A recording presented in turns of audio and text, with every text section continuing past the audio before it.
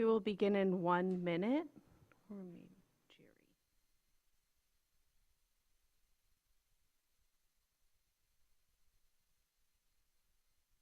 Yes, I think so. We have 5.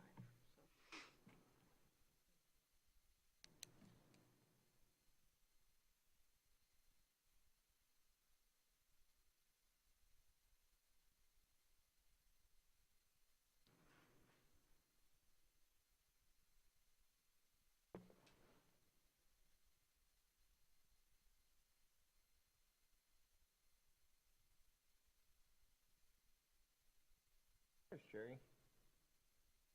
Perfect timing. I would like to call this meeting Tuesday, June 2nd, 2026, Traverse City Planning Commission regular meeting to order. Land acknowledgement. So the land on which we gather is the territory of the Ottawa and Chippewa peoples who have stewarded this land throughout the generations. Thank you for your strength and resilience in protecting this land and inspiring us to uphold our responsibilities to do the same. Roll call, please, Katie. Yeah, Commissioner Swanson, Here. Commissioner O'Brien, Present. Commissioner Treadwell, Here. Commissioner Holtree, Here. Commissioner Detury, Here. Commissioner Anderson, Here. and Commissioner McGillivray is not feeling well. Commissioner Hershey is out of town, and Maxwell is had a prior commitment. And am I missing one? Oh, and Commissioner Reardon also had a prior commitment. Thank you. Announcements?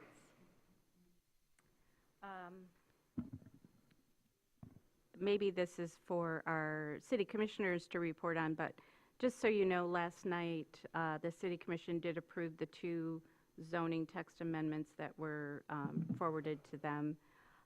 They will take effect 8 days, I believe, after publication. So within the next couple of weeks, they'll be in effect.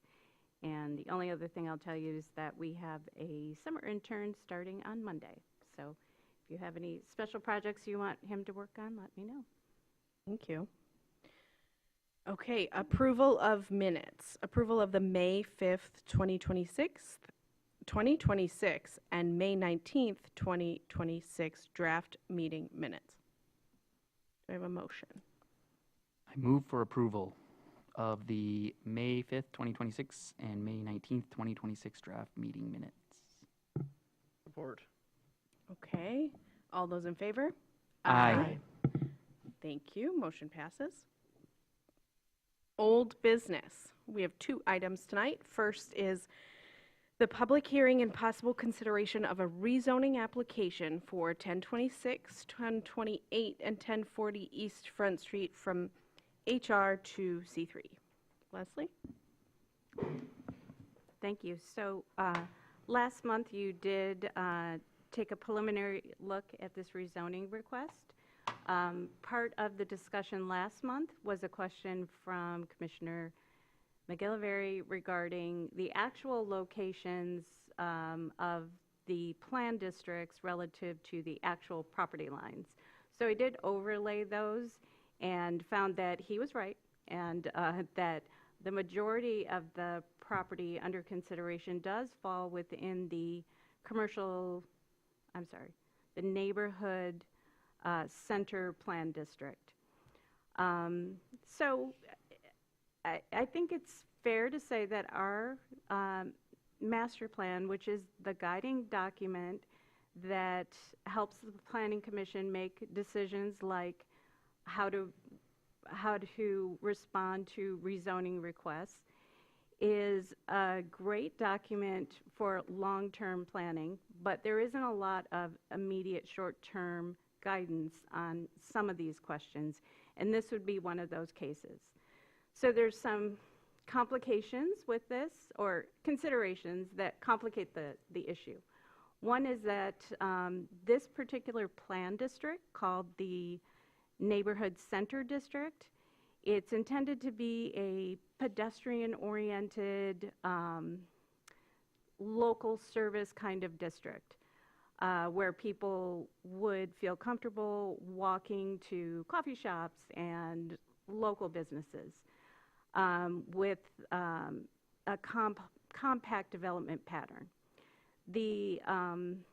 That district boundary intentionally is a little bit vague. It wasn't really meant to overlay property lines on. And then when we do that, though, we see that that plan district crosses property lines. It doesn't necessarily relate to specific properties. It's a suggestion that within that area, the intersection of East Front Street and Garfield, on all four sides of that intersection, that's an area where that development pattern is anticipated and planned for. The master plan goes on to say that the appropriate aligning zoning districts are either the D districts, a revised C3 district, or a to-be-created new commercial district. The D districts, as a reminder, is the districts that pertain to very specific sites within the city, and this is not one of those sites. So it's not appropriate to zone this property D. The other two districts that the plan recommends also don't exist at the moment. So we're kind of a little bit unguided here. The adjacent plan district, the commercial, get these a little bit confused, the commercial gateway district, does more clearly support rezoning to C3. And it is the area just west of here. Let's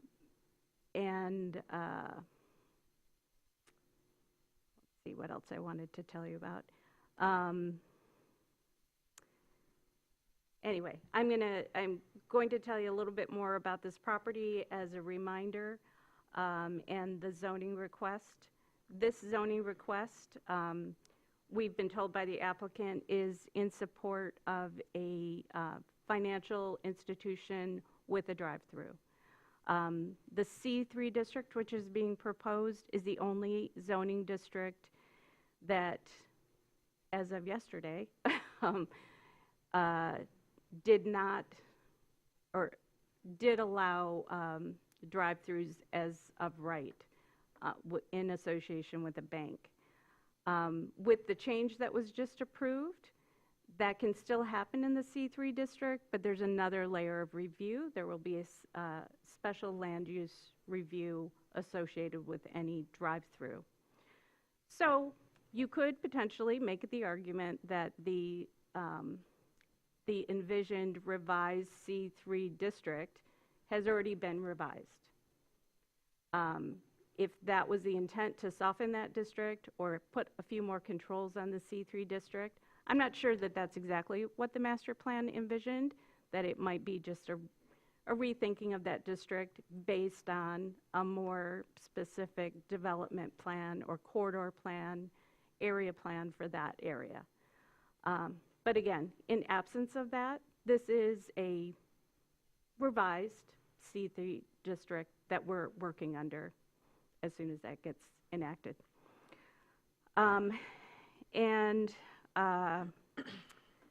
Of course, there are other uses that are also allowed in that district because there's no guarantee that even if that does get rezoned, that proposed use of a bank with a drive-through would actually come to be, or they may turn around and sell the property, or something else might come through or drop through. So other uses that are allowed that would not be allowed under the H2 district include things like kennels, mechanical amusement arcades, microbreweries, pet boarding, repair services, restaurants, retail trade, service stations, theaters, vehicle wash, veterinary services, warehousing. Again, many of those things that are auto-centric would now also come tied with a special land use review. I guess a couple of other things that I would bring to your attention, which I think are relevant. One being that recall that the property immediately to the east, where Tommy's was proposed, the car wash, that is currently zoned C3.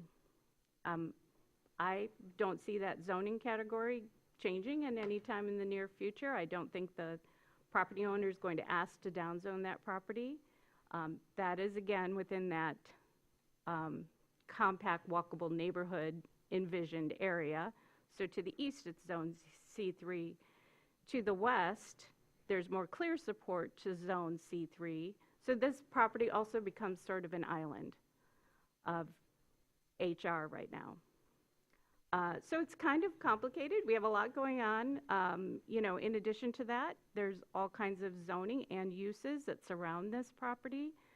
There's R1B to the south.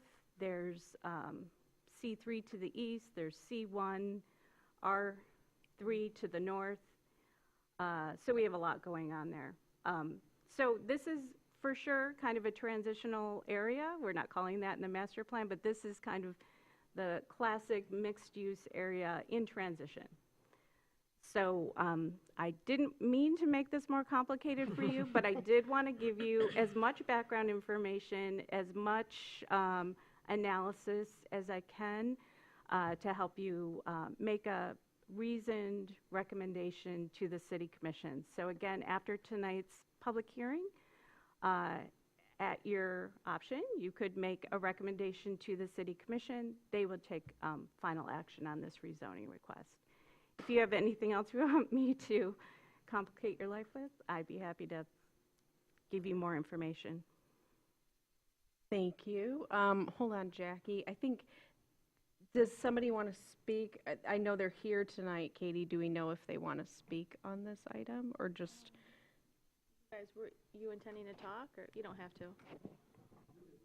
No, sorry. We have representatives yeah. of the applicant here in the. If Could we you ask do you- want to yeah. speak, you'll come. Yeah. I just figured this was the time before we get into it and then come back to you. My name is Ian Wilson.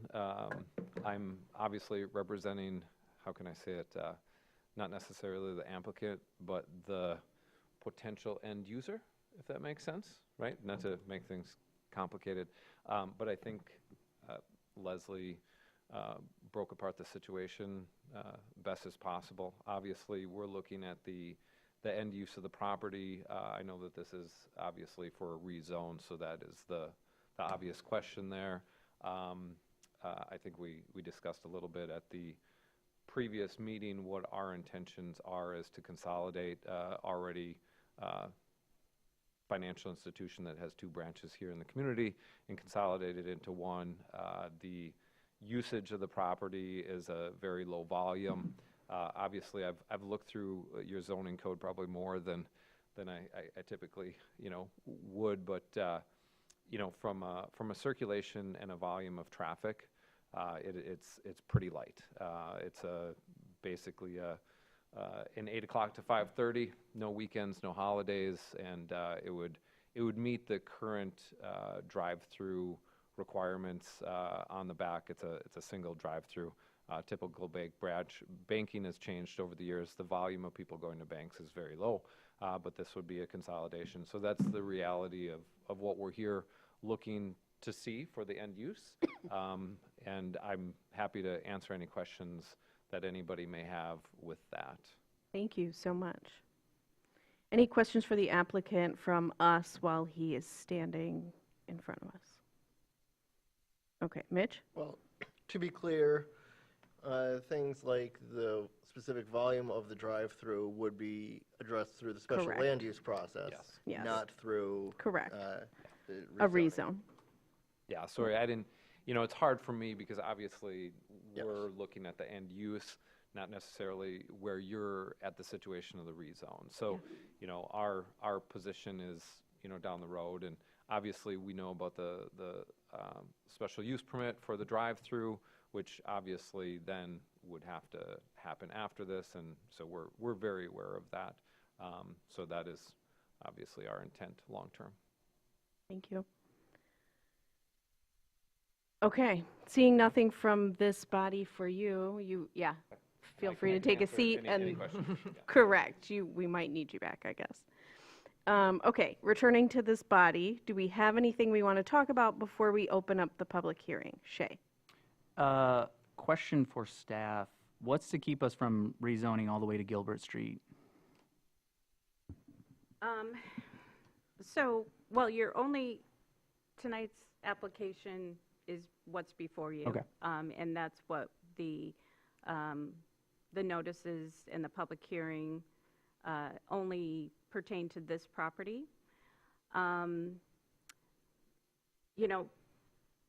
Recently we did a mass rezoning on Union Street, but generally speaking, mass rezonings without a request from the property owner are a little bit more of a rare thing. And I think it's something that would take more time, take further study, and get some buy-in from those property owners. Okay. So I just wasn't at the not that last. it couldn't happen, Yeah, yeah. but maybe not tonight. I wasn't at the last meeting, so that's why I asked. Just I clarity. think Jackie and then Mitch. Thank you. Again, a question for staff. Not too long ago, we did a rezoning on 3 parcels that were further east on the same roadway, and that involved some conversation about neighborhood center versus community gateway and so forth. Was there anything about that decision that leads us to set a precedent here that we need to be thinking about, or was it 2 separate issues? That's a really good question. I didn't look at that one with the same viewpoint as this one. It would be interesting to compare the 2, but as a general rule, actions taken by the Planning Commission don't set precedent. Each application stands on its own merit, Thank you. if that helps. It does. Mitch? Yes, to Shay's point, I do see a purpose in expanding the scope of this slightly, though looking at both our future land use map and our current land use conditions in our zone as affected by the zoning map, the 2 properties immediately east of Gilbert are used for that explicit lodging category in the hotel resort district. And though we can plan for a future in which that is of some different developmental nature, I see no issue in our urban fabric to have those 2 lodging establishments there. It does bring into question the fact that there is a single-family house that is neither a hotel nor a commercial business wedged in between at 124. And I could be prepared to amend the motion that we have before us to include that property as well, though it would put us into the situation of, and staff was very helpful to look this up, because a public hearing requires notifying all properties within 300 feet. That would add 3 properties to that radius. And if any people that reside at those properties or that own those properties felt that they were excluded from the process because they were improperly notified, then that could present an issue.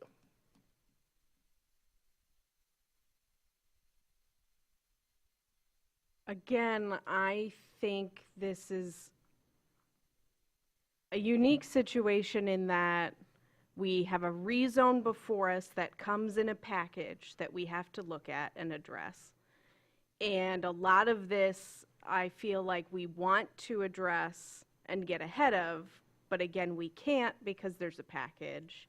So it does fall into some of the long-term projects we have, the rewrite, again, I'm going to say this forever and ever, the rewrite project that we have, because I do agree with Leslie that there's probably a creative way that we could add a district for these rare instances where we really don't feel like something fits and we want Conditional rezoning. and we want particular uses on that place, that zone, and we want it to look a particular way to blend whatever zones it is next to. I think we've come across enough of a need for that in the last year, I feel like, that's how I want to treat something like this going forward if we can get ahead of it. But separate from that, this is its own nice little package that I feel like we have to address at this point. That's where I stand on it. But we brought up good points, Mitch. Yes, a further question for staff. Is there a reason, I understand the timeliness of this application, but in the broader scope of things, or if we decide to put a pause on this application and move forward with something else, that all or part of the intersection of Garfield and Front couldn't be rezoned to C4A, since the master plan does point to something like this being of a similar intensity to our downtown area, which is our C4A through C. It would be rather unorthodox, as all three C4 districts are currently in our immediate downtown, but this is perhaps the best case outside of that area for another area of similar zoning conditions to our downtown, and similarly that would encourage the first floor commercial, but also higher intensity development with retail or office space on the higher levels. Do you want me to respond? Yes. To that? Okay. So there's a lot packed in there. I think there was, I think, included in that a suggestion that maybe this could be held off until we took a broader look. But there are due process obligations we have to anyone who submits an application, so we have to be timely with processing that request. I think, you're on the right, or, a supported train of thought that a broader view of this area needs to be taken. The master plan clearly says that this is among many corridors that require a corridor plan with a specific view to what a little bit more of a aspirational, what will this look like in the future. And I would hesitate to jump to C4A as a solution because I think you need that interim corridor plan, and also the master plan, the guidance that it does give says C3, like a revised C3 or a fully new district.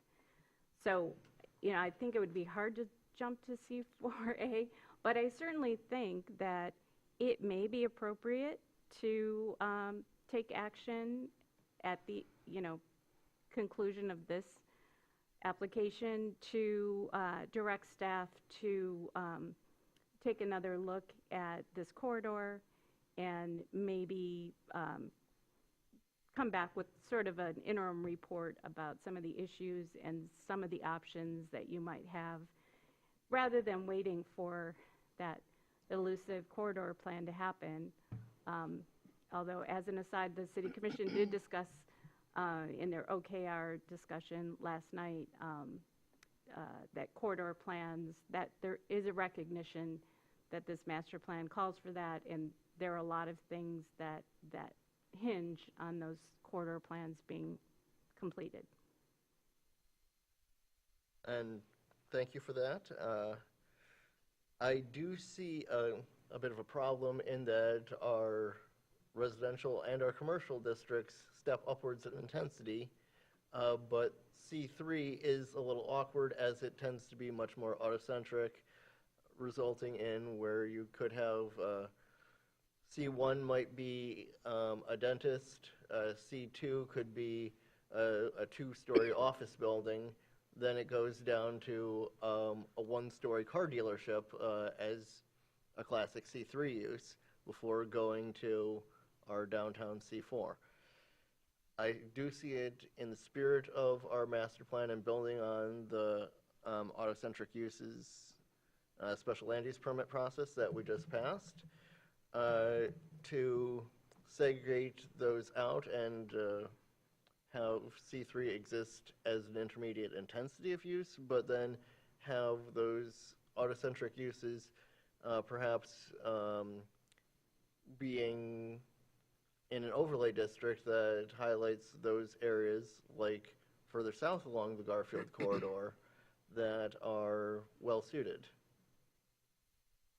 for that development pattern.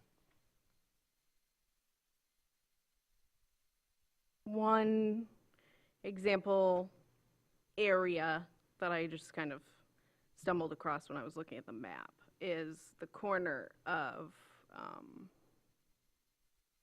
Cass and 14th. That is surrounded by all of the exact same zones that this is surrounded by, with the exception of HR, but it has the industrial zone instead. So I think it's kind of a good example of what that looks like. It's the corner with like the offices. And 14th Street is identified as a Another corridor one of those corridors for that our we want to master plan. focus on. But it does, and that is already C3, that block. And so it's a pretty comparable, to me, surrounded by the R3 and R1B. When you look at the map, it looks very similar. That one also has C2 next to it, which this one does on the other side of HR, and then industrial. Shay? I'm supportive of moving ahead with this rezoning, but then maybe, like Leslie was saying, directing staff to take a little bit deeper dive into this corridor or this intersection in general.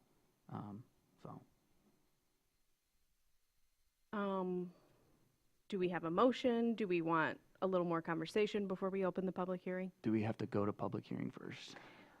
We've done it both ways. Oh, okay. Which would you prefer? What is cleaner? I think, Just going straight to hearing public hearing Yeah. Okay. before you make a motion. We can do that. So I will move on to the public hearing portion. So this is the public hearing specifically for this item. Then we'll come back and have the motion and continue to converse with each other as a board. The public comment announcement is that we ask that you state your name and address, indicate if you're a city resident, non-city resident, and/or city business owner. We have a 3-minute time allotment per speaker. When your time has elapsed, Katie will notify you, or you'll hear the timer beep. Please address your comments only to the Planning Commission, and we request that all language be respectful to all parties. Does anybody want to make comment on this specific item? We will again have a separate generalized public comment at the very end that we can talk about anything on, but this is specifically for the rezoning.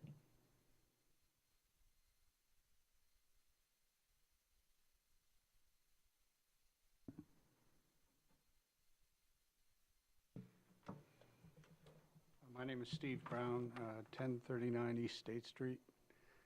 And I think I followed, Mr. Treadwell, your thoughts, but I don't claim to follow them completely.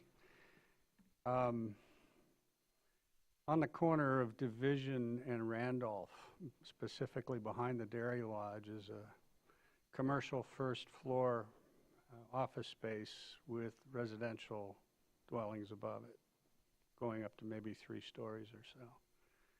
That's what I perceive you were describing at one point. Speaking for this resident, I would welcome that sort of build-out of the space that is between Garfield and Gilbert, if you want to go that far, but those 6 lots we've been talking about.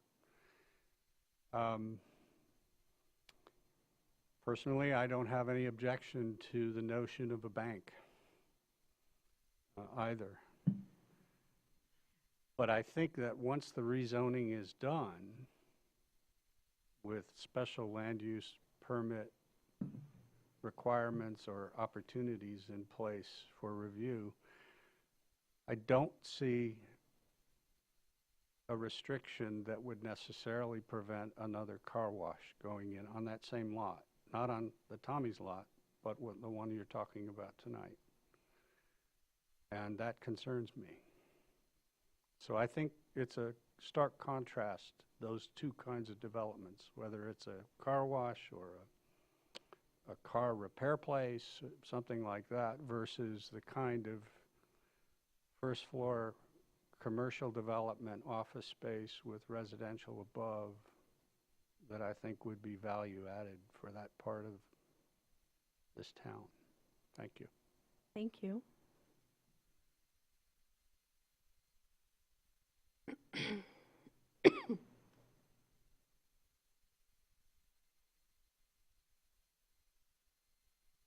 Hi, my name's Scott Hardy. I live at 406 Northwest Silver Lake Road.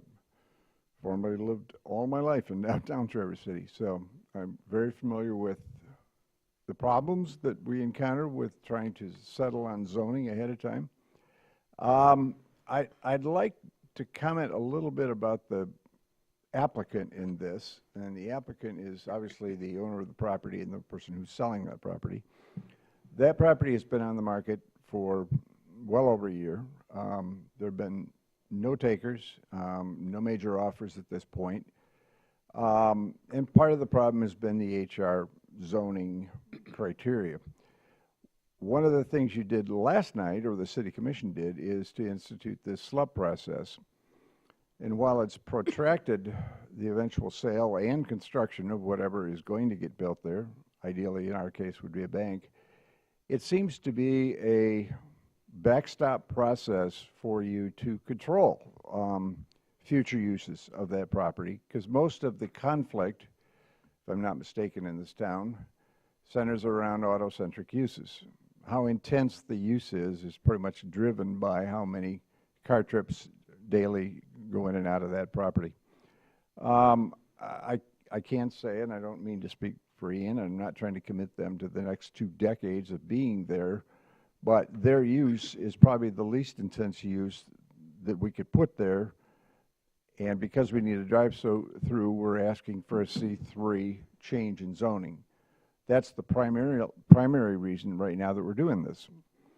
So I can appreciate Commissioner Treadwell wanting to solve the larger issues on this, but there is a clock ticking on the process as far as the seller goes and as far as the buyer and the ultimate user of that property goes. So whatever you can do to give us an answer on our specific application, and then maybe use that as an example of how broader things in zoning might be able to be accomplished, would be greatly appreciated. Thank you.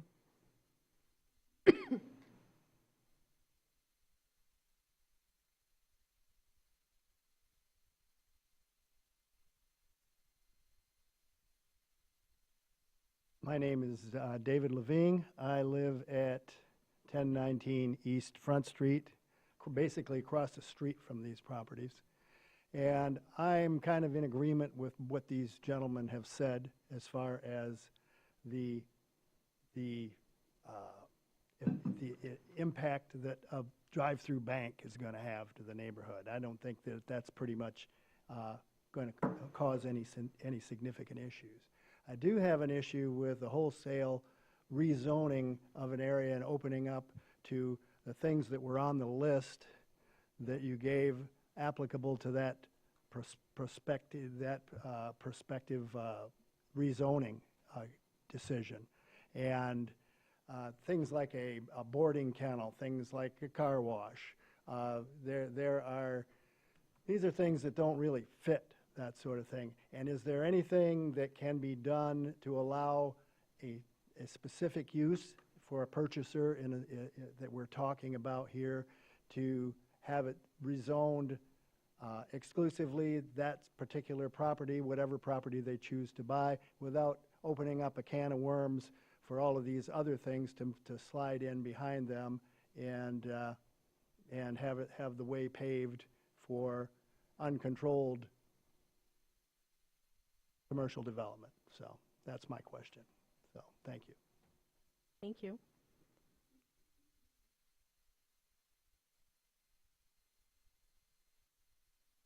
Any other public comment on this item? Okay, seeing none, I'll close the public hearing on this item. The one thing that I will answer is I think, as I mentioned earlier, we do plan to do a zoning rewrite.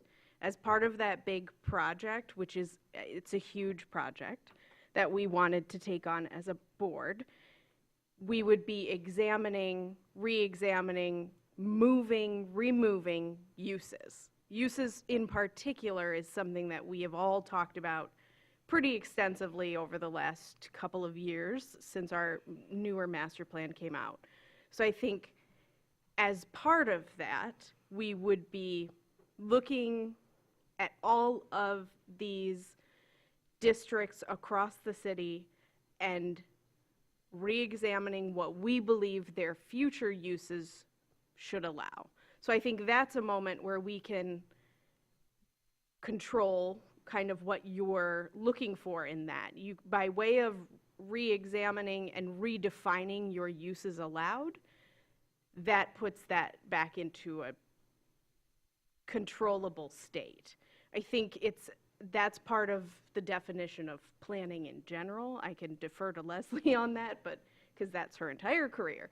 But it is a little bit of a chicken or the egg situation where you want to control enough so that you can design a future that works for a city, at the same time not controlling it so much that the market will just crash or not allow for anything to happen and stagnate properties for years and years on end. So I think we're in one of those moments where we have an application from somebody because they have an idea for a space, and we haven't been able to prioritize working through that rewrite yet because we've had so many other applications this year. So it kind of just falls into the schedule of when we can have time to start biting off that really big project.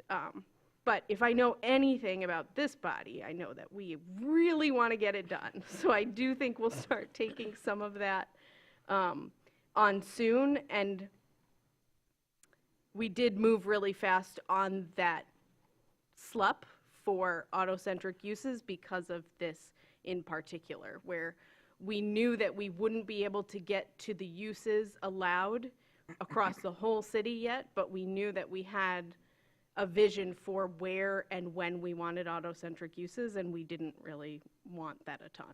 So I hope that answers your question as best as I can. Okay, anything from this body and or motion? Jerry, then Shay.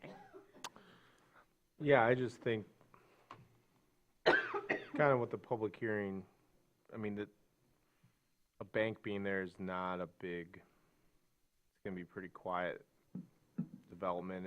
The owner owns 3 parcels there. If we're just looking at what's in front of us, I mean, it is just interesting to see where this HR seems to be. I definitely think that needs to be addressed, especially in this area. Yeah. You know, It felt chicken or the egg to me. It felt like the property probably existed first before the zoning got then developed and defined where that use was, because it is so in that one little particular spot to me, where the rest of it is so far away. Yeah, agreed. so yeah. Didn't mean to talk on you. No, you're but- fine, but yeah, I mean, at face value, it seems to be pretty straightforward that, and it's not as we just went through the controversy of the property next door, I don't see an issue with a drive-through bank. Thank you. Shay? I'm going to make the motion that 1026 and 1028 and 1040 East Front Street be rezoned to C3 as supported by the master plan and initiated by the representatives of those properties, be recommended for approval to the city commission. Support. We have a motion and a support. All those in favor? Aye. All those opposed? No. Okay, roll call vote, please, Katie. Yeah, no, you're okay. Okay.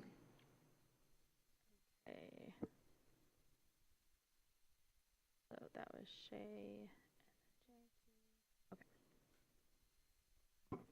Okay, Commissioner Detturi, Yes. Commissioner Treadwell, No? Commissioner O'Brien, Yes. Commissioner Anderson, Yes. Commissioner Swanson, Yes. Commissioner Holtree. Yes. Motion carries. Thank you. I think I do want to get in the habit of explaining lightly why we're voting no. I can envision that the comments that you've made tonight, Mitch, are probably in alignment with why you're voting no, that you have an interest and a concern for that space.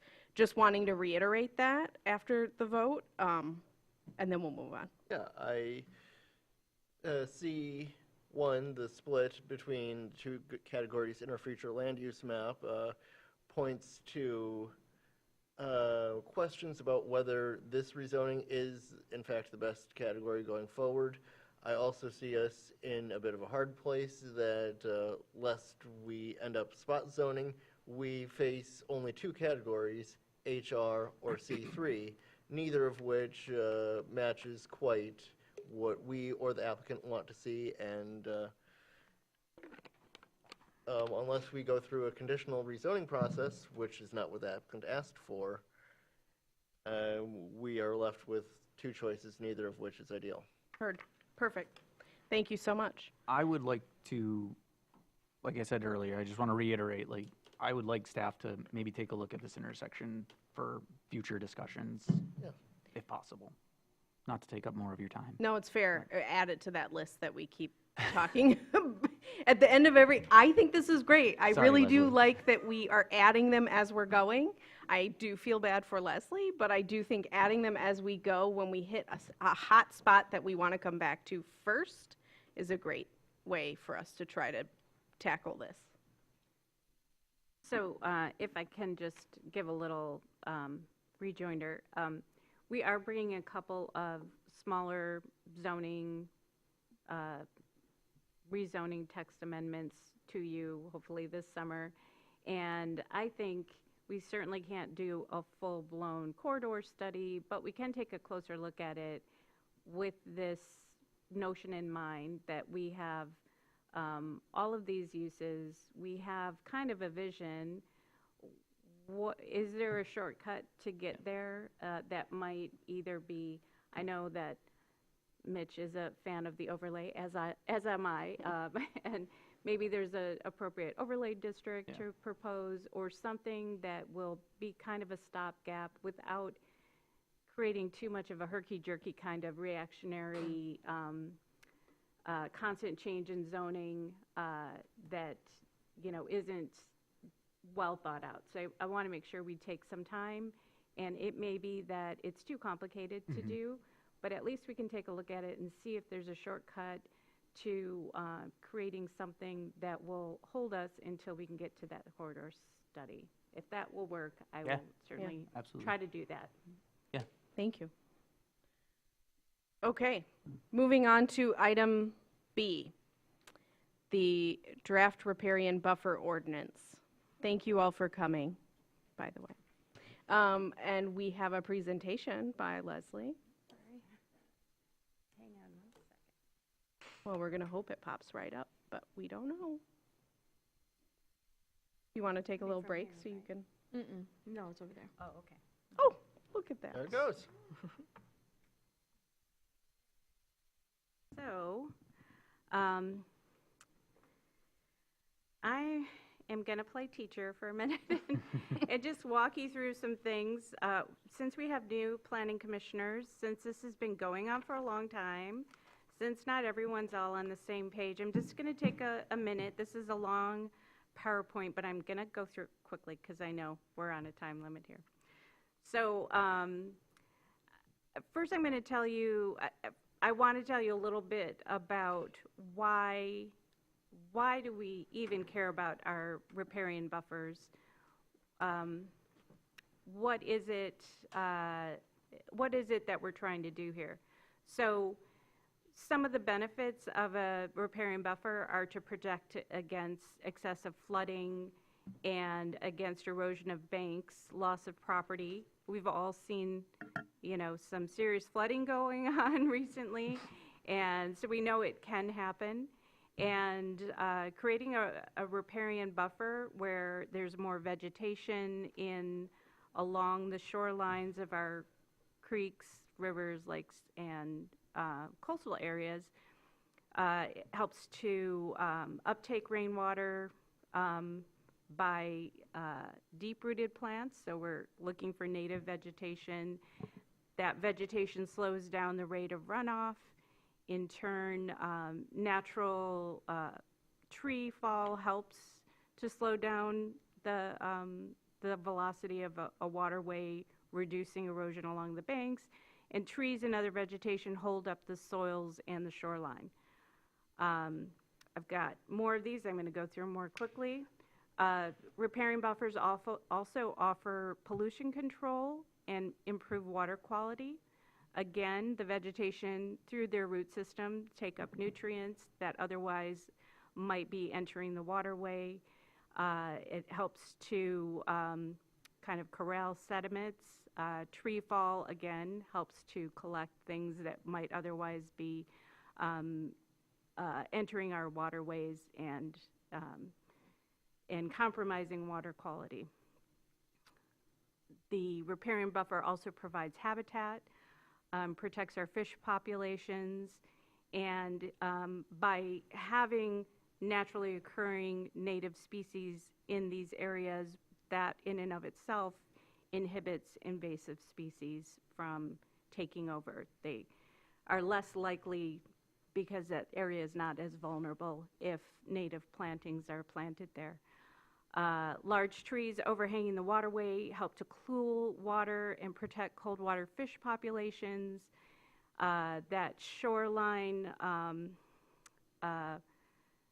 area provides an ecosystem that's very delicate, and keeping it as close to its natural state helps to provide all of the life cycles that our fish populations and other wildlife and other systems all depend on. And again, native species are important to encourage the establishment of invasive species. This all helps to protect our property values and promotes public benefit through all of us enjoying and using our waterways, being able to promote visitor use of our waterways. It protects our property values. And, I think it's worth saying that we all take pride if we're living on clean waters that people want to be interacting with. And this is a little aside. I was actually born in Flint, Michigan. I often think of when I was really little, and you would not want to get anywhere near the Flint River. It's way better now, but that's not always a given. So taking pride in our water resources are important. This is just my little graphic showing that all of these things build on each other. They're all connected, and collectively they have compounding benefits. That's just kind of a quick snapshot of why it's important. It's not just a green thing. It's not just lip service. It really does impact all of us, even if you're only worrying about your property values, or about maybe you're just concerned about ecosystem protection. But there's something there for everybody. So this has been a long time coming. Both Anna and Mitch have served on our Riparian Buffer Committee, and that committee also included several property owners who all have property on different riparian types. Our creeks, river, Boardman Lake, and coastal owners all participated in our Riparian Buffer Committee. At the very beginning, we went through a process to try to figure out, what are we actually trying to do? What are our goals? So these were some of the goals, or these were the goals. Create riparian regulatory zones, varying regulatory zones. That is, not the same thing works everywhere. So we have to take a different look at the creeks versus the bayfront. They're not the same kind of water bodies.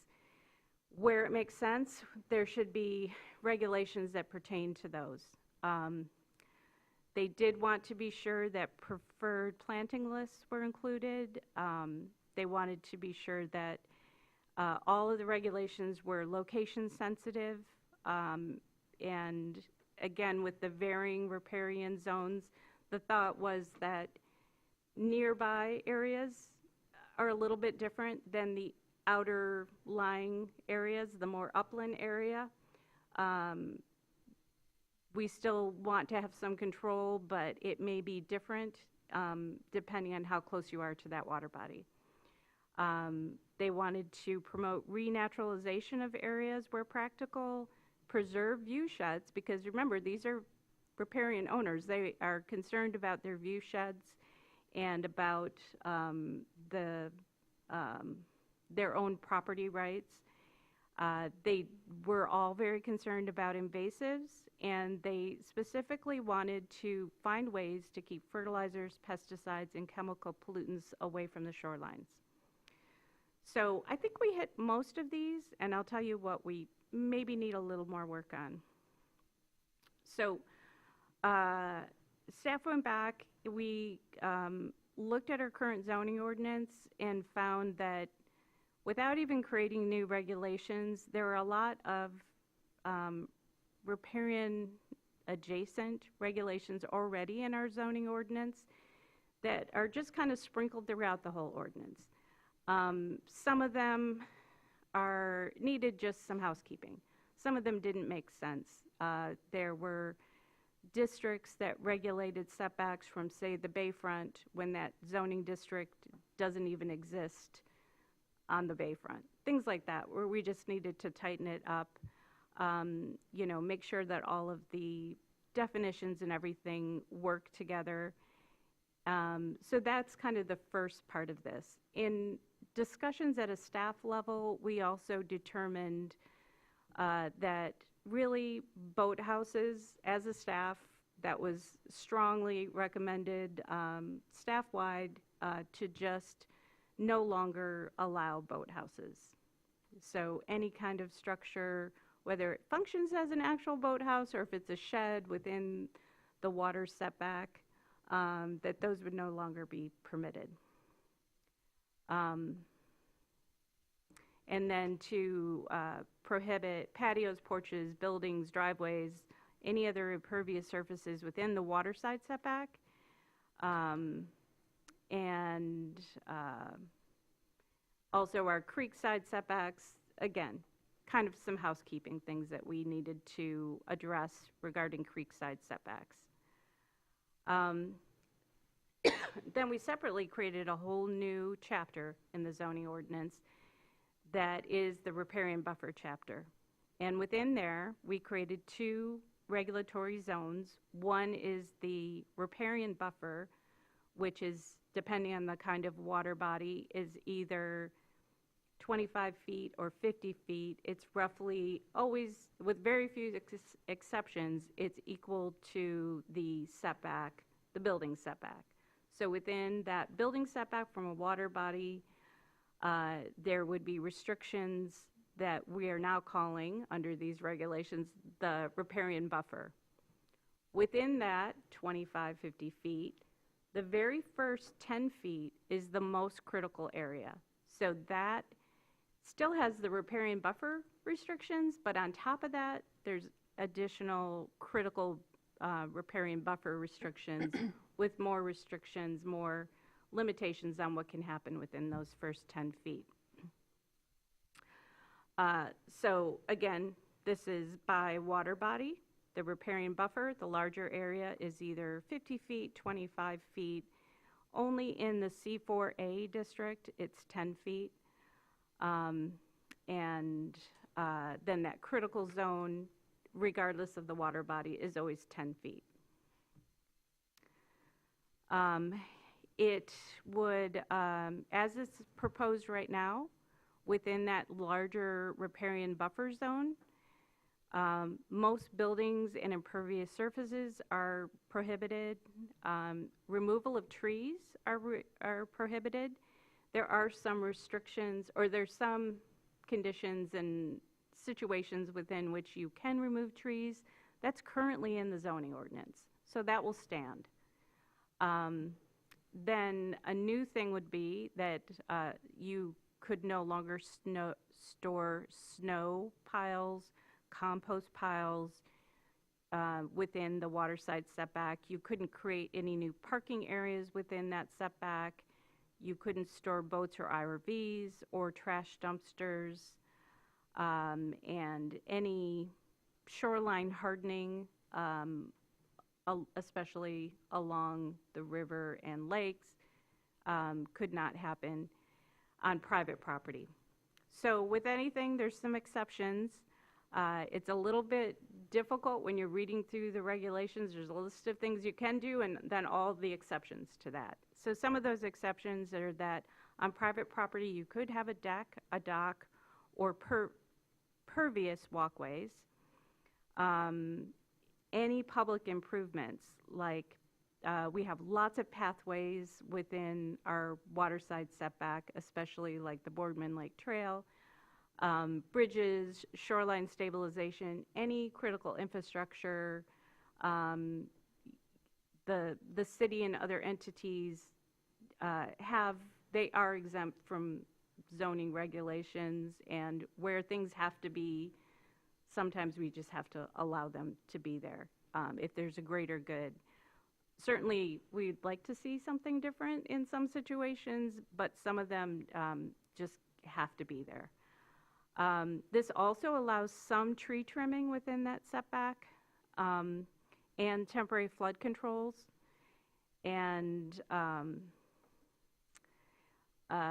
if, for instance, you are building a new development and you get a stormwater plan approved by the city and any other entities, and for some reason that includes, say, a retaining wall or something that needs to be there as part of that system, then those can be within the waterside setback, again, if it's providing for that infrastructure we need for flood control and some level of soil erosion protection.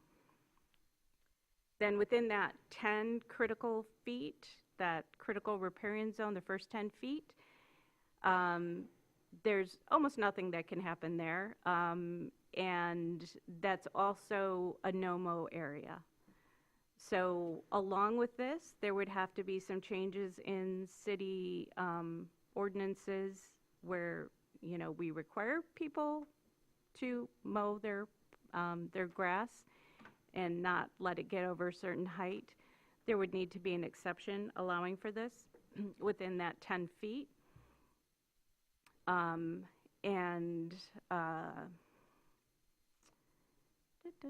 There continue to be some exceptions. There are areas right now where we have a really good example is the bank right across the street on 8th Street. If you've gone behind there, I'm not trespassing, I'm sure, but you could take a peek behind there. And in fact, the Riparian Buffer Committee did take a walk back there. When that property was developed, they did do a restoration of the shoreline there, put in vegetation that would meet the requirements under this, but it's not naturally occurring. It's not a no-mow area per se, but it's a more manicured kind of application, and it also includes an access point to the water. It's like a little low-profile viewing area and some steps and access to the river there. The Riparian Buffer Committee felt that that was a reasonable use of that shoreline. They felt that that was a responsible way of maintaining a shoreline, and so there are exceptions built into this that are in line with Eagle's permitting process. for shoreline stabilization, which is kind of a natural approach as opposed to hardening the shoreline. So that is allowed under this, and then people would have to submit a specific plan. I am forgetting off the top of my head what it's called in this ordinance, but a specific landscaping plan that would be approved by staff and must be prepared by professional that knows how to also get those permits from Eagle. I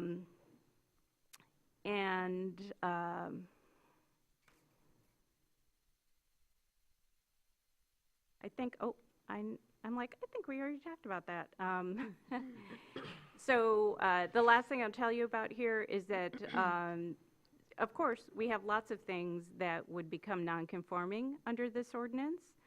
Some of those are just property maintenance things like the no-mow area, or where you pile up your snow, or where you store your RV. Those kinds of things that are temporary in nature, our attorney tells us those don't have grandfathering status. Those would have to come into compliance immediately. And then other things like a building within the setback, just like all of our other non-conforming buildings, they would have the rights and responsibilities under our zoning that allow them in certain circumstances to expand those uses and to retain them as they are for their useful life. So then I've got a few samples here just so you have an idea of this. If you took a close look at your packet, you may have seen the link to a map experience that Jerry and his team put together for us that allows you to zoom in on different properties and see where these buffers would lie, and give you more layers to choose from to add more information. You could see where the wetlands are. You can see the aerial photo and all the property lines and get a better feel for what the actual impact is of these regulations. We have, I just have, again, a little excerpt of our aerial photos, and you can kind of see under that proposed buffer area that does coincide with the trail along the Boardman Lake. And there are areas within the city that there are extensive public improvements within the buffer area, and those are not going anywhere anytime soon. So, you know, there's recognition that those are there and that those would remain, and in fact have recently been shored up. And it's interesting to watch or to take a closer look at where the creek is and how it meanders and what the impacts are there. We had lots of discussions at the committee level and also at the design team level about fences. As you probably know, fences are not currently in our zoning ordinance. No permit is required for fences. This does say that you could not have a fence within the waterside setback within that riparian buffer area, partially to protect against anything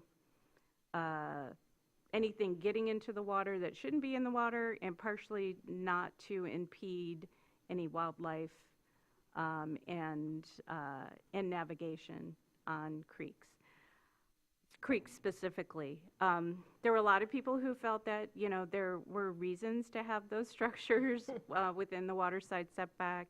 It was there was a reminder at the design team level that if we did allow fences, and they felt that there was some reason to do that, that they certainly could not be anything plastic or something that would introduce microplastics into our waterways, which is a big concern at the City Commission level.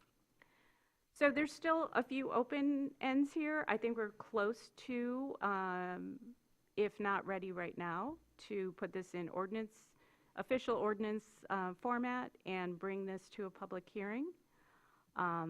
And just wanted to reintroduce it to you and give you a little bit more background. And hopefully you had a little bit of time to take another look at it. And if you have any, if you caught something that is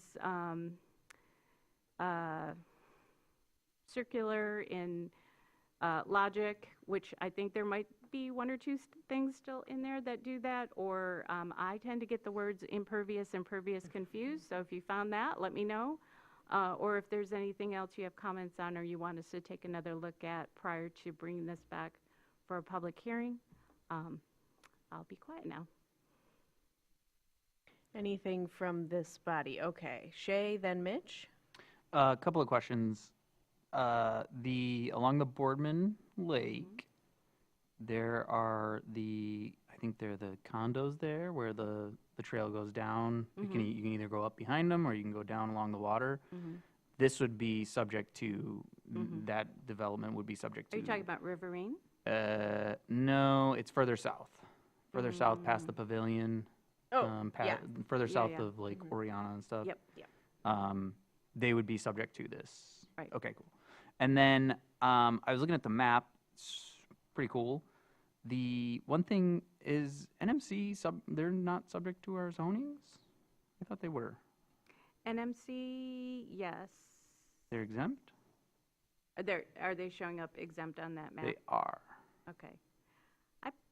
That's a good question. I think we, I know I've heard that they're subject to like our parking requirements. So that might be something just to look into. Okay. because I know we included TCAPs. They are exempt. I know that. They are exempt from our zoning, but I don't know that NMC actually is. So, I think we bundled like federal property, state property. But yeah, NMC, it's not really. they're not federally funded directly. So, The map is a tool. Yeah. It's not the legal standard that we are holding ourselves. and I'm not saying that, I'm just saying you could probably remove them if it is true that they are So, not exempt. so the intention is to eventually not just use that map internally, but also have it available to the public so that they can look up their property and see where that buffer might lie. It's not exact. And also so that they can plan for their own property and have easy access to looking up what applies to them. So that's the intent. So we should try to get it as accurate as possible. My initial thought is to show the buffer on all of the properties, regardless of ownership, and then call out the properties that may currently be exempt because they may fall into private hands at some point or change zoning or be found to be required to meet some zoning requirements. So I'd rather just kind of hedge our bets both ways, but. That's fair. Mitch, and then Jackie? Yeah, I'm glad that we're finally here after 6 years, but we still have a couple months that would have to go through for public hearing and city commission approval if we decide to go ahead with this. But I am seeing light at the end of the tunnel, so that is good. I am grateful in light of the flooding that we saw in April, not just in Traverse City area, but across northern Michigan. A little more careful look on sheds of any type, other storage, fences, etc., because we did have some flooding in Kids Creek, but that was what I would say is well within normal level of what happens a couple times a year. But upstream along the Boardman River, we saw significant issues caused by fences, by docks, by sheds, by boat storage. that was within the floodplain, and here would be within the riparian setback. And in the flood scenario, that debris ended up, or that became debris that washed downstream, creating issues. And though I'm not blaming anybody's utility shed for taking out Beitner Bridge, it can definitely cause issues downstream if you have that sort of debris that is coming loose. I do have a couple questions about specifics in that, like, driveways are not permitted as impervious surface, but is there an allowable route if a driveway is put in that might be, say, a geotextile that is designed to support weight, but also has natural dirt there and might even have grass? So there is something that was recently added into this, which maybe we need to test and make sure it covers all situations, but the intention was if it's a traditionally hard surface or impervious surface that can be made pervious and have proper storm drainage associated with you and approved by the city's engineering department, then the intent is that that could be permitted under here. Okay. Yeah, it could be such a unique scenario that it would fall under something that could be an administrative exemption or through our Board of Zoning Appeals, but I'm thinking of the significant renovations, or actually tearing down the whole building and then rebuilding it, where Mundos went in next to Max Bar Hardware, that they did end up putting in a driveway through the back, through the construction process, that is within the riparian setback, within the floodplain, and on what was originally loose, waterlogged, and unconsolidated sediments. So, What is it now? I think it's a walkway. Now that they have that building there, they can get everything, all deliveries off of Front Street. They have like 2 parking spaces that aren't on that built driveway area, but it does make me wonder, just as we're planning for the future, what has been allowed and what could happen. I also wonder, yes, the maps are helpful, but specifically looking at, you have the slide showing where Kids Creek is winding along Front Street, how much ground truthing there will be for this, because I can see in a couple places where the creek itself is clearly identified, and it is not at all within the blue squiggle. Right. So, editor's prerogative, I took an older photo for demonstration purposes only of where I thought the creek was, and I would not rely on this. I would rely on the mapping that Jerry and his team did.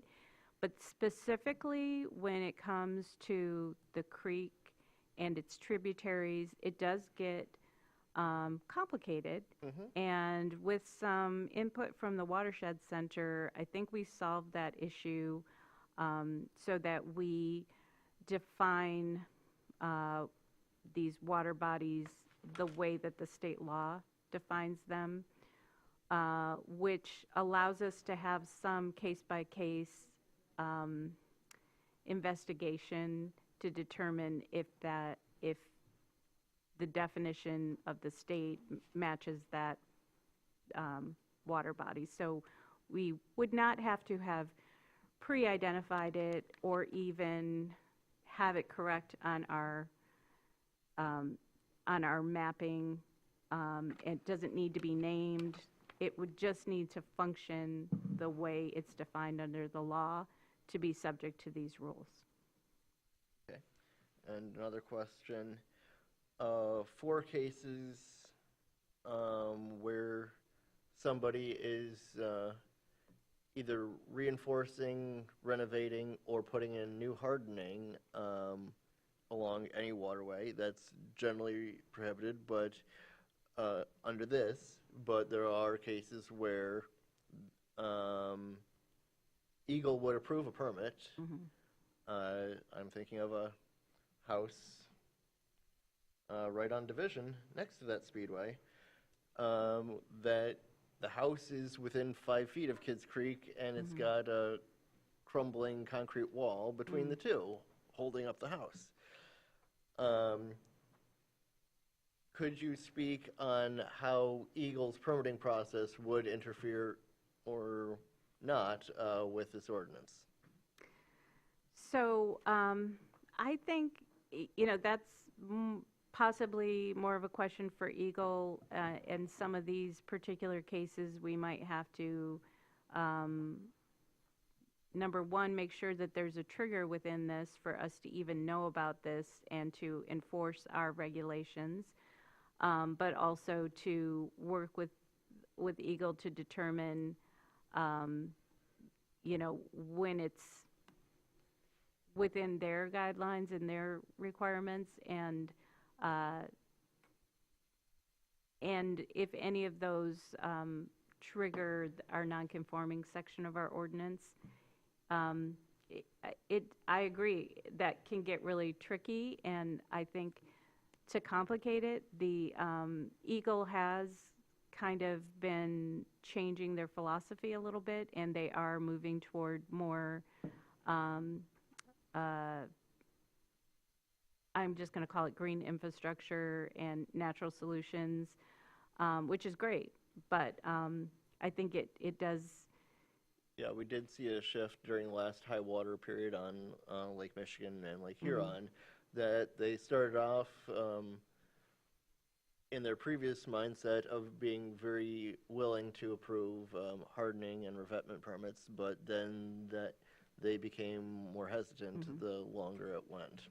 And I think this might be a good time to make sure you're all aware that the city has committed some of the Brown Bridge funds to, through the Parks Department, for erosion control on coastal properties, parklands, beaches owned by the city, and to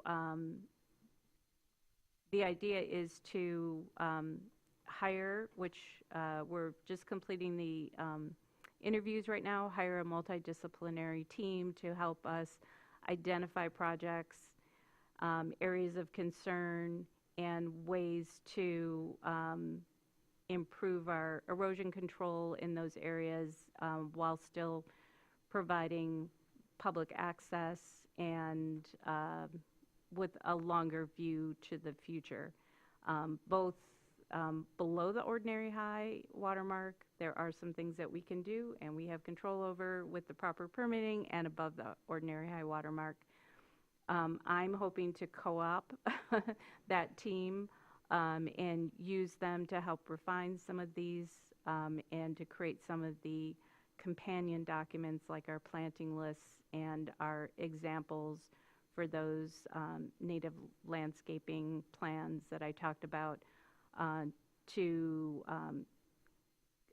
help make sure that we have that right and that it will be helpful for the public. But I think those will live outside of the zoning ordinance. Anything else, Mitch?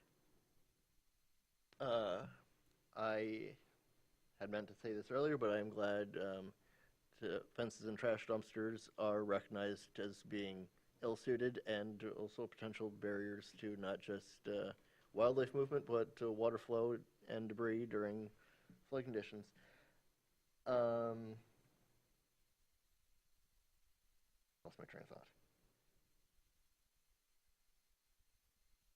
We can come back Yeah, if you come want. back, sure. Okay, Jackie. Thank you. First, I wanted to say thank you to the Riparian Buffer Committee for their perseverance and for having gotten this far. My question actually is kind of fits neatly with what Leslie was just talking about. as I read through the PowerPoint and so forth, I was a little chagrined that city property and projects, public lands were exempt totally from this. So I'm glad to know that it's on the radar and going to be funded to the extent that we can. I wondered if the committee had any conversation about whether, short of being either fully exempt or fully subject to this new chapter of the riparian buffer ordinance, whether there are options for oversight of public projects. I don't know really what I'm asking for. Maybe it would be something that looks like a SLUP for public coastal and waterfront work. I think if you're done, Yeah. I think what you're speaking to is aligns with what we heard from the Watershed Center. We just got some communication from them, and they're disappointed that, there's just a blanket pass for or exemption for publicly owned properties. I think there has to be a recognition that zoning is one tool and it goes so far. So there are restrictions to what we can zone. We are preempted in many situations. There might be some room to tighten a little bit within here for certain entities, and we can certainly go back and talk to the legal team again and see where there's room for that. But I think that, the better place to address those concerns are with those other plans underway and with a broader strategy, which I think I strongly feel that there's a commitment to that on the part of the city and the city engineering department and others, our drain commissioner, in partnership with the Watershed Center. We also just applied for a grant that would tie in with that team looking at our coastal areas, that takes it a little bit of a step further, looks at vulnerabilities for any public and, to a lesser extent, private properties in the coastal areas and the mouth of the river that may be impacted by storm surge, in particular in high water situations. And then part of that is to give a zoning critique or recommendations that might end up becoming some tweaks to the riparian buffer regulations. So that would just take it another level, and I think it's that level of investigation, planning, and a comprehensive look at certain areas in light of the city's responsibility for critical services as well, to try wherever they can to come up with those more natural solutions that we've found over time. And by we, I shouldn't say we, I'm not a biologist or water specialist, but I think collectively we've seen over time that those are historically better solutions for flood control and high water situations. And I think we're moving in that direction. And I don't think the zoning for riparian is going to address all of that. I think it's got to come from lots of directions. Sorry for the long answer. No, it's a great answer. I found myself wondering if, what the approach that we're taking with Complete Streets, to have a standing advisory committee, if an idea like that might have legs in terms of our demonstrating our commitment to water quality and that within the public sector, if the zoning is focusing on the private sector, whether there's something we could do structurally that might elevate the conversation. So. And, the Riparian Buffer Committee has asked to have an ongoing advisory role. It's kind of TBD whether that will be happening. I'm still new enough at the city. I don't know how those committees get appointed, but it's been passed on, and I'm hopeful that there could be a standing committee like that for those recommendations. And that's something that Mitch and I might be able to be helpful with. One last question, and I'll stop. Is it difficult to find out of our riparian parcels, how many are privately held and how many are publicly held, or a rough proportion? Maybe within Jerry's system, that's something that is doable. But that I think would be helpful in terms of carrying that conversation forward. Yeah, especially because you're right. I mean, my head thinks it's a small number of public, but I think collectively, percentage-wise of shoreline, especially along the Boardman, Ottaway River and Lake, it's probably a lot higher than I'm thinking. So I think taking it in context of that, and I think your comments are well, and the Watershed Center's concern about the fact that this wouldn't apply to all of those properties. If we actually did the math and it's 50%, then, I think that starts to make that issue more apparent. So I'm sure Jerry can do that for us. He's Thank probably you. doing it right now. Yeah, I suspect.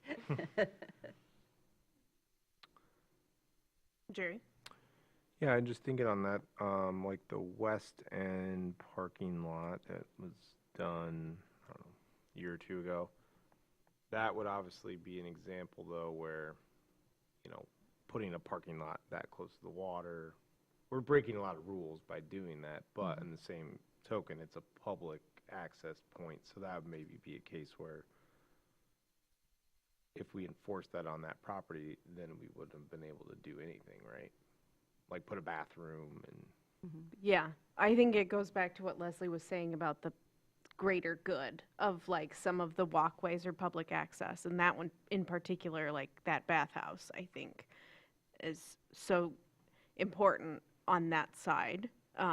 It makes sense, but again, would require evaluation, I think, at every But turn. at the same time, there was a lot of back and forth in that one about like, or why are we putting geotextiles in the bank? All of that, which to Jackie's point could be addressed if it's in the buffer zone. Yeah. And anybody who was at the multiple riparian buffer committee meetings, please correct me if I'm wrong. But I don't know if we ever got that into it about the public versus private. It felt like a lot of the focus was on private. I know we got presentations from staff, and staff were at every meeting, but I don't think we ever had an in-depth hour-long conversation about public versus private, but we did have an hour-long conversation about fences. So it's not popping up to me like a memory of that, except for the first go-around when we were in a meeting in the conference room with my father, who was talking about it. Yes. Well, to that point, public property is largely, maybe not in the case of NMC, exempt from zoning, and we don't have to adhere to even police power ordinances for our own stuff if there's good reason. It's not saying that we can't encourage city policy to be different, but that isn't the role of the Planning Commission. The Planning Commission is planning and zoning and land use for the city as a whole. It was brought up a couple of times in meetings. You're right that it was never a key focus because of that reasoning. And we brought up that when it comes to, say, no mow provisions or pesticide and herbicide use, we can set a standard and be an example of how to, say, along sections of West Bay, what a vegetated buffer looks like. But it doesn't mean that we need to wholesale change the regulations and policies that the Parks Department is following. The City Commission, if I'm putting on my other hat, could do that, but that speaks to the different roles of the different bodies. Correct. And I did remember. Great, go for it. One was, I like that there is a section on footbridges. It feels rather personal to have the provision allows for navigation of public waters using non-motorized watercraft under normal conditions. As somebody that literally kayaked Kids Creek as part of Smart Commute Week yesterday morning, and I'm pretty sure I'm the only person that has kayaked that or canoed it or used any part kind of non-motorized watercraft under normal conditions all year. Yeah. But I like it, except for the fact that it sets a standard for basically clearance that then only applies to those public waters deemed navigable, which, yes, Kids Creek is. It passes all three tests of historical use, point of fact navigability, and the 8-foot log test. But those only apply to the main stem. They do not apply to tributaries. I'm not sure they would necessarily apply to the portion of Mitchell Creek within the city limits. So if you could amend that to say public use, navigation of public waters using non-motorized watercraft under normal conditions, or above the, say, five-year flood line. Yes, that's an arbitrary number, but it sets a standard that it's not impeding the flow of the water even under slightly higher conditions, and it allows some space above the water for wildlife and other stuff to travel. And it specifically says footbridges, so I would presume that a driveway bridge would not be permitted. Looking at the case of, it had been one, I think it might be split into 3 properties now on Cedar Street, that yes, there is a concrete bridge that has no clearance underneath it. The river is, the creek is within 2 inches of the bridge surface itself. It doesn't meet any Eagle standards for bridges, and I don't think it would even be seen as a safe bridge to use for construction materials. But it does create the issue that then those properties are unbuildable unless they have some significant exception granted. But hey, those properties are majority floodplain anyway, so from a practical standpoint, they have been unbuildable for decades, which is why the only structure there is a condemned house.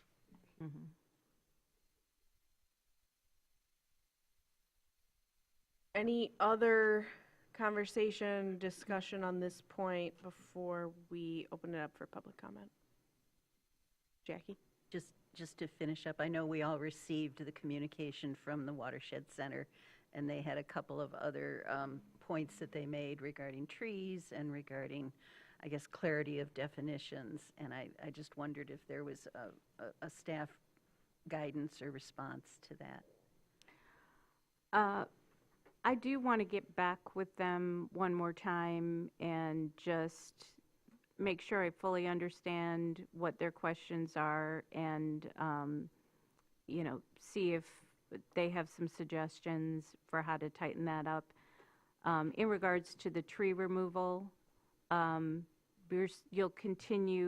will continue to be subject to the tree removal ordinance as it is today. So it's quite restrictive. I don't have it memorized, but it's pretty restrictive. So this is not removing that in any way. It is allowing some tree trimming, and for those situations where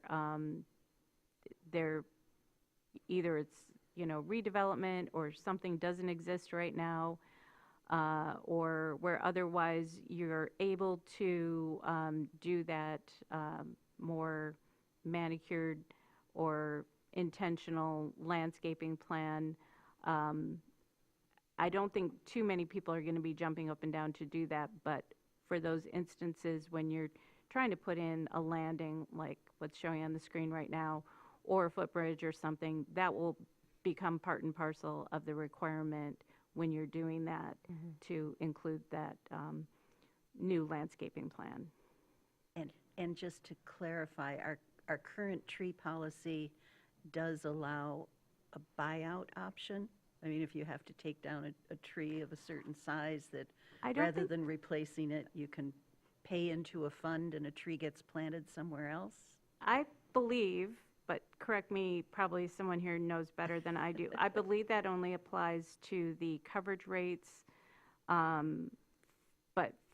So like if you're putting in a parking lot or you're developing property with a building, you have to achieve a certain coverage of canopy. If you can't achieve that, then you can buy into that. Okay. But that does not apply to the waterfront requirement to retain those trees. Yeah, great. So to that point, the way the ordinance is written, it looks at percent canopy cover previous, and at the end, it would be possible to meet provisions by even clear cutting property, assuming that you're replanting with enough trees that meet the canopy requirements. But you're talking outside of the water side setback. Yes. Okay. Yeah. And this strengthens the provisions of protecting the trees within the waterside setback. Correct. Yeah. Great.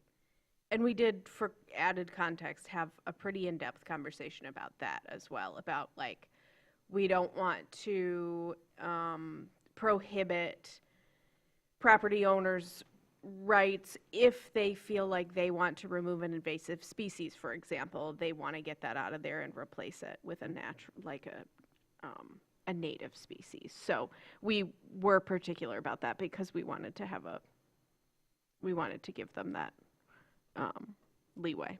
Excellent. Anything else before we go to public comment? Cool. So we'll go to public comment on this agenda item, the riparian buffer zone ordinance, and then we'll come back.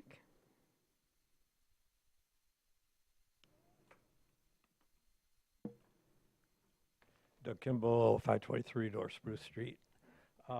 Just want to say that I'm impressed and happy to see what you've accomplished here. And but one question I have is does this stop at city limits? And does the county have one? And if not, are you working with them at all on that? But I know you may not be able to answer it. We can speak to it after. Okay. Seeing no other public comment, I'll close public comment. But one of the things that is so frustrating is that we are like one of the last to have a riparian buffer. All of the tiny municipalities, for example, we were finding have them. East Bay Township has them, Long Lake has them. Bel Air. That we looked at Bel Air's, and it just felt so silly that the city of our size with as many waterways and water types that we have didn't already have one in place, and everybody else had one. So that is kind of what kicked it off 6 years ago. But I am glad we're finally there. It's a good call on the county front. That would be a good question to consult Maxwell with, just like what they're doing on that front. especially if they're considering, you know, bringing back a department and how they foresee that happening. So that's a good call out for us to ask about. But yeah, this took so long, and I'm very proud of it.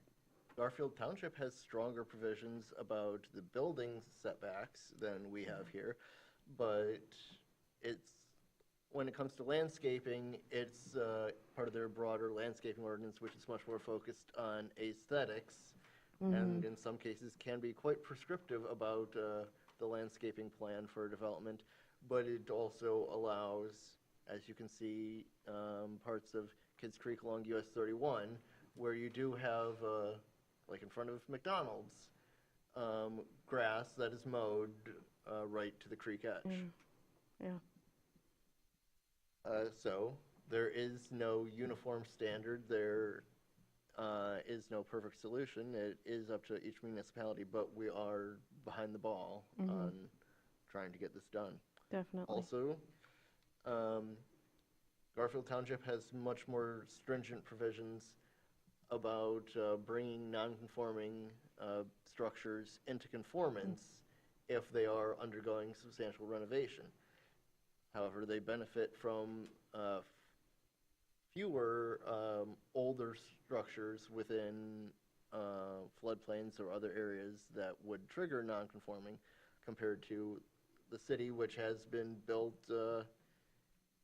for 150 years. But it does get into the problem of, say, Logan's Landing, where you have a structure on both sides of the river that is entirely within the floodplain. It does not meet building code and whatever, but then any effort to bring it up to building code would fully kick in their setback requirements, which would essentially mean, at the very least, picking up both buildings and moving them farther away from the river, if not entirely tearing down and rebuilding. So Leslie, what do you foresee as the next couple steps here based on, you'll take our feedback? You know, I guess I'm wondering whether you feel that this is ready for a public hearing, or if you would rather we continue with a few more tweaks and bring it back again without the long presentation? Yeah. I think there were a couple valid questions that we came up with that we want staff to come back to us with. Mitch? Yeah, to that point, we had some questions, but there are 4 members of this board that are not present. While we do have public comment, we don't have anybody that from the Watershed Center or from riparian zones. Not that they haven't been involved through the process and can't speak at the public hearing, but I would like to see another meeting when we can have a little more discussion before we go forward. Sure. I think that's Not great. to put the brakes on the process that's already been dragging on for 6 years. I think we've waited long enough that what's another meeting or two? Yes. And then We're it still gives moving you, forward. it gives you time to gather the information. Jerry? I mean, have we heard any feedback from private property owners on this? Other than the ones that were on the committee. So early in the process, we got a lot of written comment. I have them all saved, mostly from Bayfront property owners concerned about restrictions that might apply to them that would inhibit their use of their shoreline, restrict their ability to groom their beach, and apply restrictions to them that does not apply or hasn't applied in the past to like hotels. We got a lot of comment in that vein early on, but that's about it. I think that very, very early on, I mean, Mitch was pretty much the only public comment that was like coming to the meetings the first time around when we established the committee. Then we took a little pause, then we came back.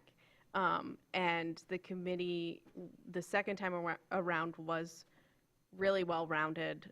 We almost all attended the field trips. We had a couple different people on a lot of properties. One of them was on the one that Shay asked about along the lake. One of them was in Riverine. One of them was on the bayfront. One of them is right on Kids Creek. So they were really pretty expansive, and they all came with totally separate, just bits of wisdom and opinions. So I think, and at every point, I think our committee meetings were really extensive and collaborative. So, yeah, I think moving forward with the public hearing process will open different avenues, and we'll have different conversations, and we'll hear from way more, maybe, different people. And good. We want as many eyes on this as possible. We always said from the beginning we want buy-in. Emotions.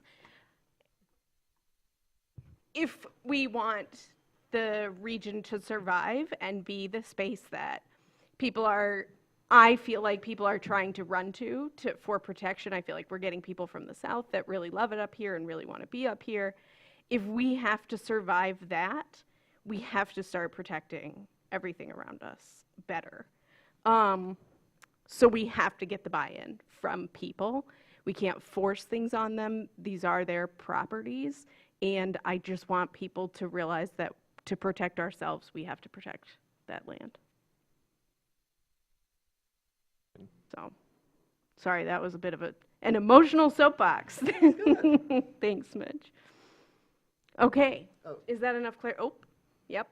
Just one thing that Leslie's comment had made me think of. When you talked about beach grooming, which has been controversial in the city and elsewhere along Grand Traverse Bay and beyond, the language that we have says, for properties fronting on Grand Traverse Bay and locations subject to persistent wave action and wind erosion where no existing vegetation exists, the riparian buffer may be retained as a groomed beach, provided that any recognized coastal wetlands shall not be altered and all necessary permits have been secured. However, that vegetation line is inherently dynamic. In the State Recreational Trespass Act, specifically the provision about giving public access to all Great Lakes shorelines, it says up to the ordinary high water mark, defined by where that persistent vegetation ends. And in that legislation, that ruling law, it says that this is inherently dynamic and subject to change with storms and other factors, and cannot be well defined.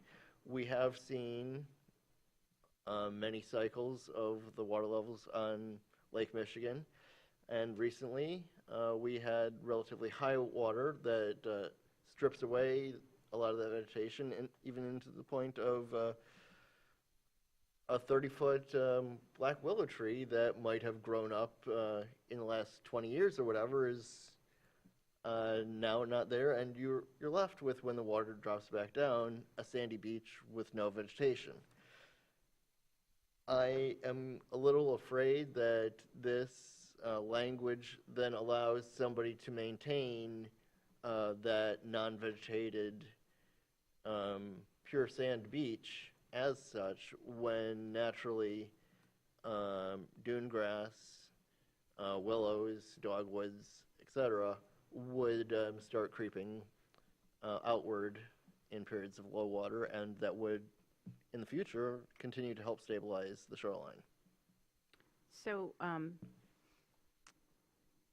I would want to go back and double check, but I believe that the ordinary high water mark for both the bay and the lake are an actual elevation. Yes.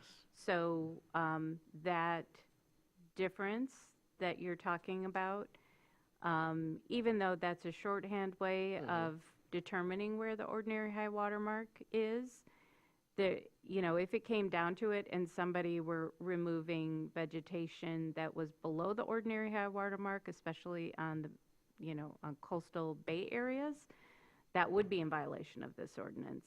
As we saw 13 years ago when Cherry Tree and in Sweets in East Bay Township got cited by Eagle for operating Yeah. equipment. So it would be, violation of state rules, and it would technically be a violation of this ordinance. And that is true of the lake as well, because it's dam controlled and there's a specific elevation. But other locations, and in particular, the streams are defined by that location where there's persistent vegetation and where the bank kind of falls off. And that's the ordinary high water mark. Well, yes, there is flooding that can happen, but in mean water level, the lake, the river, and the creeks are all relatively stable, whereas Lake Michigan has a 6-foot range that fluctuates between every 20 so years. Mm-hmm. Yeah, no one said it wasn't complicated, huh? No. If it was easy, we would have done it by now. That's true. Do you need anything else from us then?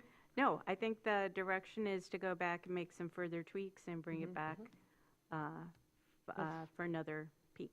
Hopefully a fuller board. Okay. Cool. Okay, well, that closes item B, and we have nothing on new business. We are now moving into the reports section. So an update from our city commissioners. I think that Leslie did a fine job of Yeah. reporting on what happened last night. We had 2 items from the Planning Commission, and we voted to pass both of them. Thank you. So they will go into effect. Thank you. Update from the planning department.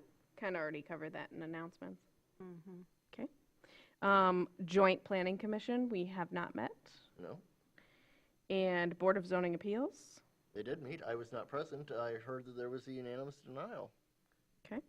of the signage from the Civic Center along East Front Street. Meeting next week. Yes. On a totally separate, like another one? Correct, Another yes. issue. Yes. Some TCAPS signs has a at sign TCAPS, yeah. at Thurlby Field. Signs all over the place, Well- I feel like. Before we went through a 16-month period with no meetings, Yeah. You're sign welcoming signs. variances were at least 50% of requests to Yeah. the Board of Zoning Appeals, just because there are so many unique situations or issues about what somebody wants their signage to be. There is Makes a lot actually of another request too, about a garage and a dwelling and stuff. Oh, So, fun. are you going to be there, Mitch? You weren't there yeah. at the last one, okay. Update from the Riparian Buffer Committee. I think Got we it here. covered that extensively. Update from the Grand Traverse County, we have no Maxwell. He Oh. sent me an update though. Oh. I have an update. Fantastic. He said, 2 updates. He said, thank you to those who completed the community development survey. We are presenting to the Board of Commission on June 10th, and the Economic Development Committee on June 11th, finalizing our engagement, and we will be working on a report/plan as the next step.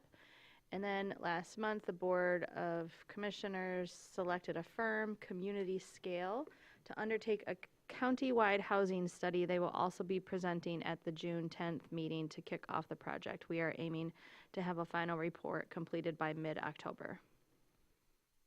Those are really exciting updates from them. Well, we Might do- compel someone to go to a county Our commission county meeting? Yeah, Yeah. yeah. Well, we do have a housing study from Housing North, but that is out of date, and I would say we still have a clear need, but to have an updated picture for Grand Traverse County about where we are can point to successes we have made and directions for the future. Fair. There's nothing in receive and file, so now we'll move on to general public comment.